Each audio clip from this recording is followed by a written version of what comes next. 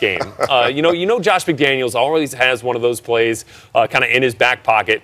Didn't work out, although it seemed like it was well designed. It was wide open. Yeah, I just dropped it. Hey, men, you're throwing a downfield pass to a 40-year-old quarterback. Hey, come on. Come on. Let's use common sense when you got a guy at number 87 who's about 8 foot tall. Okay? Don't you throw the ball to him? Yeah, I hear you on that. So, but it was a well called play. That's not second guessing. It was a good call play. If he catches it, it was a great play. Great play, great call. Do you think he could have made it to the end zone? That's the other half. I don't think so. I think we saw him scramble a little bit and get tackled from behind after like a 4-yard gain near the end of the half. Right.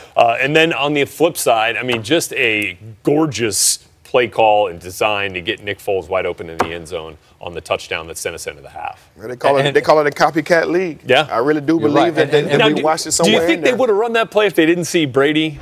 If they didn't see Brady, the throw that was something they worked out. Yeah. It's 2 weeks. You got extra time. You can throw some stuff in. New England's great in the red zone. Give them something they haven't seen. Right. Hey, give Doug Peterson credit now. He went for it, and he had a great play design, and they executed. Hey, give him some credit there now. All right, so the Patriots in this first half, looking at their drives, they come down and match the Eagles' opening drive field goal with a field goal of their own. Went 9 plays, 62 yards. And then they had the missed field goal from Gostkowski after he went 79 yards on 8 plays. So they were moving the ball pretty darn effectively. And then you had the turnover on downs, another field goal, the touchdown from James White, which was a terrific run. Would that go about 26 yards? Another one of those chunk plays we've been talking about.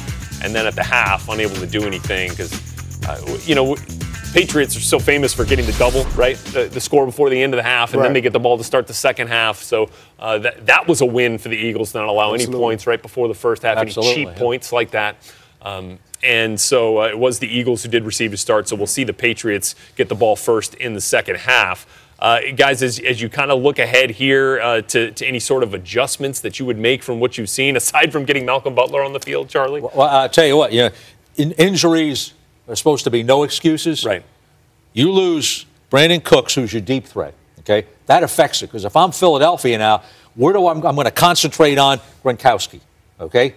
I'm not going to take for granted we stopped in the first half, because I don't know we stopped him at all. And Butler's not in the game. If Butler doesn't come back in, number one, the offensive line continue to run the ball, wear them down, okay? Same game plan you had. I think Clement can have an effect there.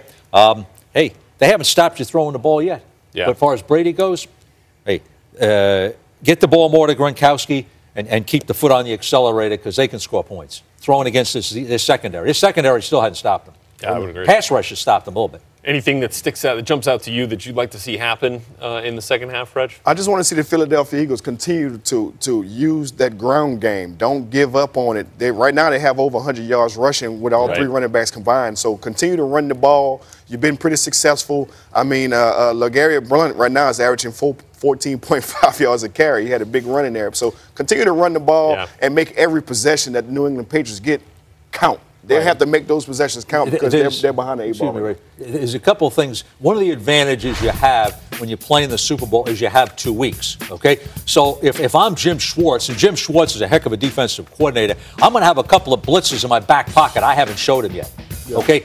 And New England will adjust you. You've got to give them something they haven't seen to force them to adjust on the fly during the third quarter. Not that they can't do it, but that's going to set them back a little bit there. Same thing with Philly. I've got to have some things on offense they haven't seen to keep them off balance, like that touchdown one. And the running back matchup between both of these two teams, and which group, which trio were going to be more effective, was obviously one of the big talking points coming into this game. As it stands right now, the Patriots have seen more total yards from their backs, which has been primarily Deion Lewis and James White. Actually, Rex Burkhead had one of those big chunk plays as well. They've each got a touchdown.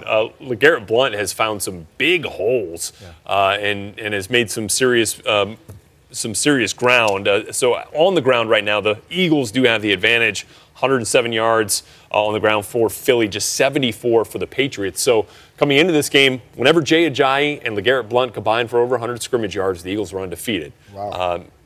right now, they won the first half. Yes. Still 30 minutes left to play. But here's the thing. For New England to get 74 yards rushing in the first half, that's outstanding against Philly, the #1 rated defense in the National Football League. Both of these teams, I don't think, have real good linebackers. If you can get to their linebackers, either throw at them or run at them, you can have success. And I think that's why New England's had success with their running backs with the total yardage.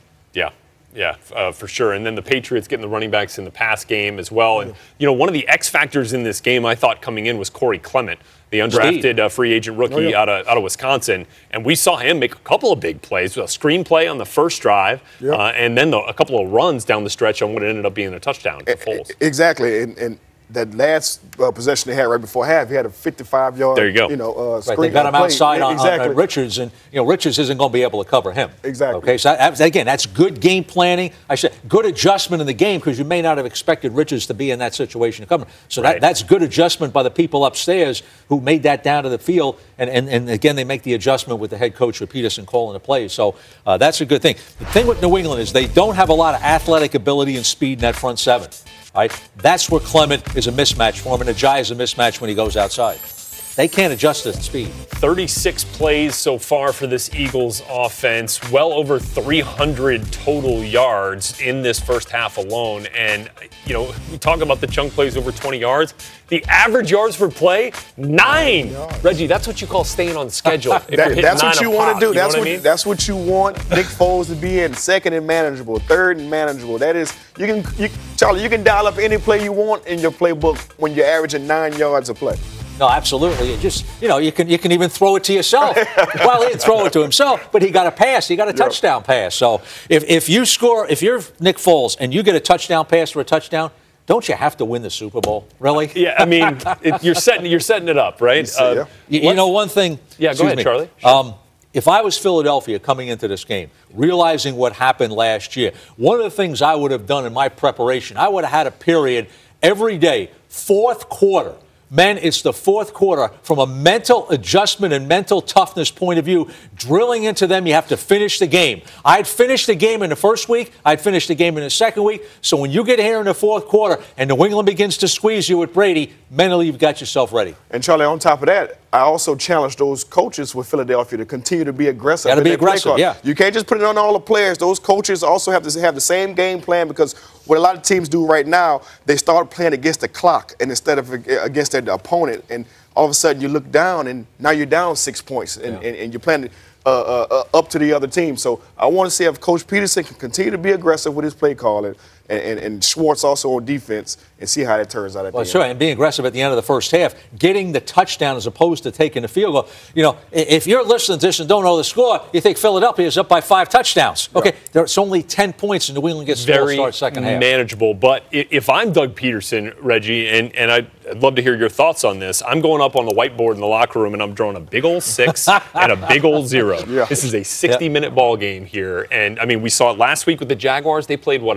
they played really well for about 52 minutes and then kind of let the Patriots get back in it. The Falcons played really well in Super Bowl 51 for about 45 minutes. Yeah. This Patriots team never plays anything less than 60. Not at all. Atlanta ran out of gas. They got tired. I don't think Philly will run out of gas. But the bottom line is Philly's pass defense cannot hold up against Brady. What's happened here is New England losing Butler. Their pass defense without a pass rush hasn't been able to hold up against Foles. So anything in particular that you're pounding your team at the half, Reggie, besides get hydrated, stay in this thing, and stay cool, stay calm for this long halftime? What are you telling? What's Doug Peterson saying? I'm telling the team that we're going to continue to be aggressive and doing everything that we've been doing the whole first half.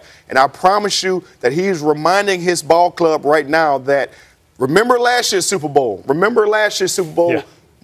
They was down 28-3, and they found a way to come back. So you got to continuously remind them about this New England Patriots football club is never out of a game. They got one of the all-time best quarterbacks, if not the all-time best quarterback, playing for them. Continue to be aggressive. Do not sit back and think that they're gonna give us this ball game. Continue to go out there. Do what we've done that got us here, right? Do everything possibly that you can do, if not more, to come out here and find a way to win this last 30 minutes. Charlie, you want to summon the great one, Bill Belichick, and tell me what he's saying in the locker room? I don't think there'll be any pep talks. I think it'll be nuts and bolts. We're going to go up on the board. Here's what's worked. They haven't stopped us. Let's clean up our special teams here. Hey, they scored on a fluke play. Hey, we can win this football game because we can throw the ball in these guys. Here's what we've done in the first half. I think it'll be a business-like approach.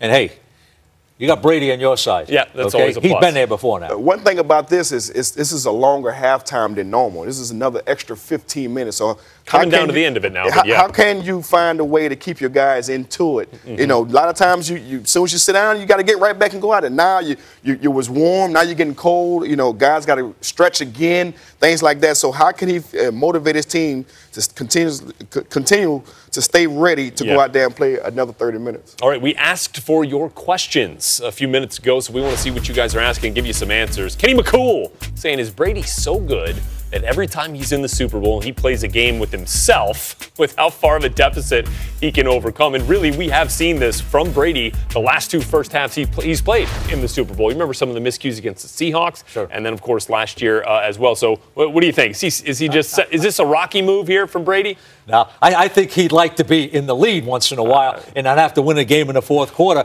But, hey, doesn't New England ever win all their Super Bowls in the fourth quarter? Hey, this one you don't turn off now. All right. Let's get one more question here. Let's see what we got. We're saying Emily is asking, which wide receiver will have the best second half? Alshon Jeffrey, Chris Hogan, Reggie did pretty darn good in the first half. What are you thinking? You know what?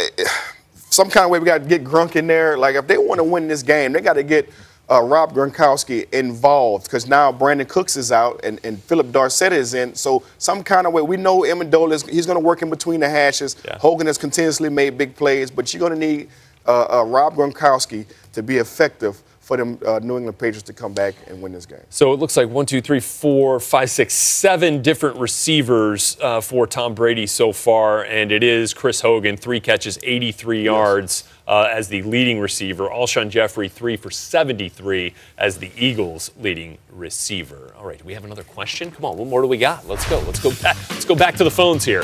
All right. Look at our pal Eric saying, can Doug Peterson outcoach Bill Belichick in the second half? Charlie, can he get it done?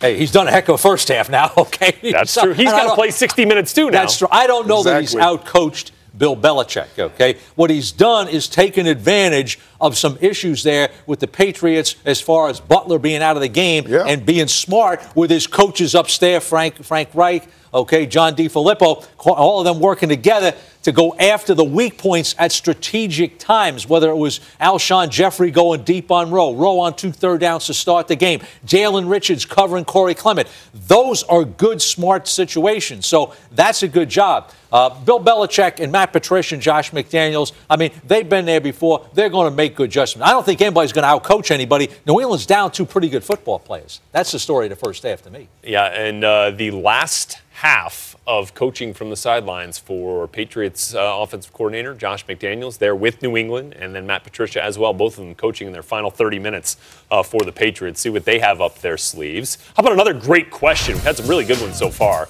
Ella says, who would you give the Super Bowl MVP to right now? Ooh, that is a question. Right now, you got to go Nick Foles. You got to go Nick Foles, right? You got to go quarterback. He's thrown one. He's caught one. I mean, if he rushes one, he'll have a trifecta right here. So right now, I'm loving the way Nick Foles is playing. Yeah, there's an interception in there, but that was kind of flukish a little bit. But he's doing exactly what he should do to be successful against this New England Patriots team. He's taking everything that they've given him. Nothing tricky. Just right there. If it's a check down, take the check down. If it's a deep shot, then you take your deep shot. So I like what Nick Foles is doing. By the way, just the second player in NFL postseason history to both throw a touchdown in the postseason and catch one in the first time it's ever happened in the Super Bowl. Yeah, let's not get that question because I don't know what the answer is to that one.